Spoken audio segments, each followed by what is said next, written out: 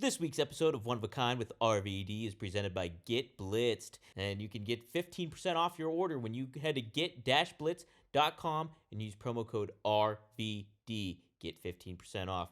One of a Kind with Rob Van Dam is recorded in front of a live studio audience. Awesome dude, too. And I like it when he says, damn!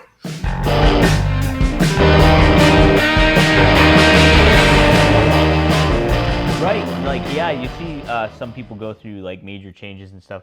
Somebody that I think, like, really benefited from a big change, too, and, like, he was always legitimate and a badass and stuff like that when it came to certain things, was, like, Bradshaw. He was part of the APA and had that, like, hey, beer drinking, poker playing, you know, hey, mercenary, hire us for money kind of thing. And then he turns into JBL, like this, like, Dallas kind of, like, back in the day kind of identity where it's just like this rich, wild Texan kind of thing, and it's completely different.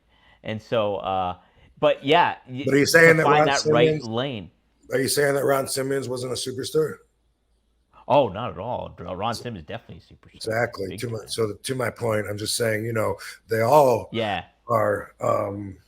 If you know, and I always thought Farooq, Ron Simmons, I always thought he was underutilized because I was like, I loved him as the leader of the nation. And then when he did the APA stuff, I was like, dude, I want to see more from freaking Farooq, you know? So, yeah, definitely. Yeah, awesome dude, too. And I like it when he says, damn. When I say, Rob Van. You don't know what I'm doing? I knew what you were doing. I was waiting for you to pop back up and say, damn. Oh, but you've seen the video, right? Oh, yeah, that's right. And he popped in. He was like, damn. Yeah. That's right. Get it? Yeah. I just thought that you would get that. I go, Rob, and then I sit down, and he goes, damn. Yeah, we did it once. I don't even know, 20 years ago, and then we did it a couple years ago with when Lex Luger was in that one. So actually, two of that same scripted wrestling.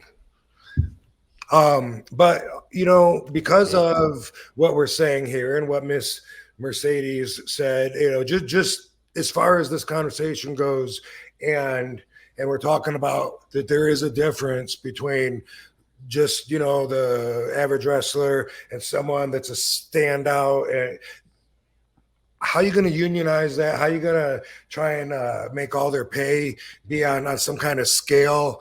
And how are you even going to compare, you know, the marketability from one to the other?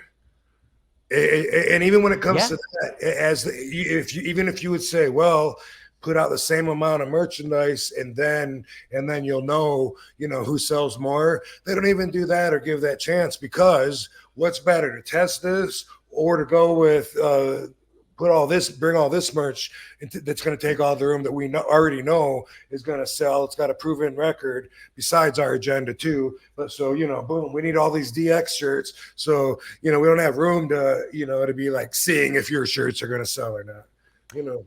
Yeah, there's a lot. It's something else that's out of your control. You know, that's like what I was talking about earlier. That's why one of the many reasons that it's a very it's a very different, probably unique job and profession to have, you know. And it's like people like to try to imagine that what it would be like, or that they can think like what it would be like, but you got so many games in your head, you know, and you got to make choices on the right things to do with all of that. And a lot of us like to ask people that we trust, that whether they're been in the business longer than us or they're friends or whatever, you know, like so that's something that we rely on, and thereby I do see the brotherhood for sure. Absolutely, you know.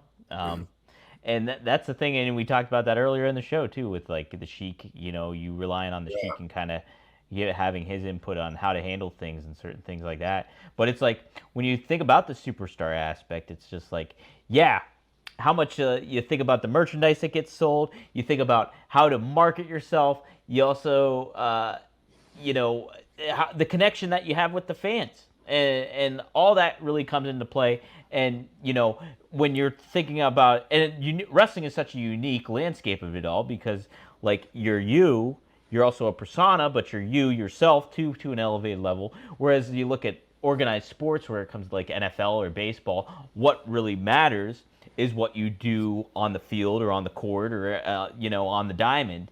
Whereas wrestlers, there's more aspects to it all. There's the marketing and the identity aspect, and sure that comes into.